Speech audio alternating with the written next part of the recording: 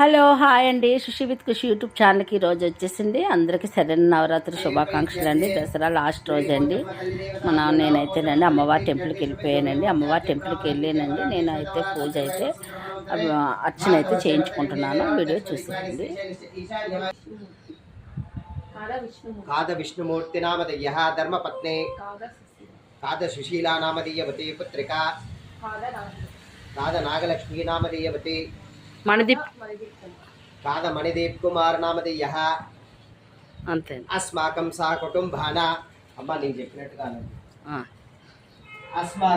అస్మాకం సహా కుటుంబాన క్షేమ స్థైర్య ధైర్య వీర్య విజయ అభయ ఆయువు ఆరోగ్య అభివృద్ధ్యర్థం ధర్మార్థ కామ మోక్ష చతుర్విధ పురుషార్థ ఫల సిద్ధ్యర్థం పుత్ర పౌత్రాభి విద్యార్థం సత్సంతానం సిద్ధ్యర్థం ఉద్యోగ ప్రాప్త్యర్థం విద్య అభివృద్ధి అర్థం శ్రీ గణపతి సమేత పోచమ్మ తల్లి దేవత ప్రీత్యర్థం కల్పోక్త విధానానే యావత్ శక్తి జ్ఞాన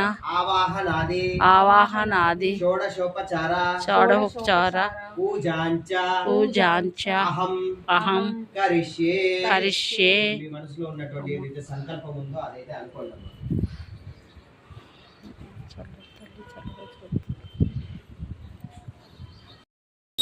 అమ్మవారి ముఖంలో కదలికలు కనిపిస్తూ ఉంటాయి.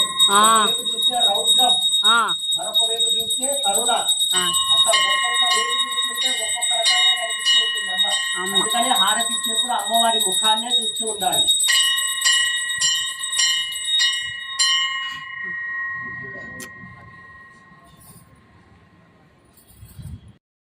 పాప చదువుతుందా?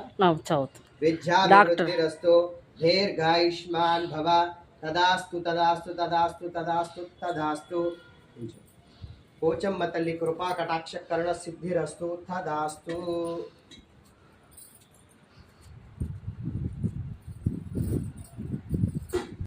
చట్నీయో ఏదో చేసి వంటలో కలిపేసి తినేసేయండి. ఈ పూలు మాత్రము పెట్టుకోండి. ఇంకొకటి ఏంటంటే ఎప్పుడైనా గుర్తుపెట్టుకోండి, పువ్వు పెట్టుకునేటప్పుడు జుట్టు తగలకూడదు. ఒకవేళ జుట్టు తగిలింది అంటే చెయ్యి కడుక్కోవాలి. అమ్మవారి పూజ చేసేటప్పుడు చాలా మంది జుట్టు పెట్టుకుంటారు. అది జుట్టు తగిలితే ఏంటంటే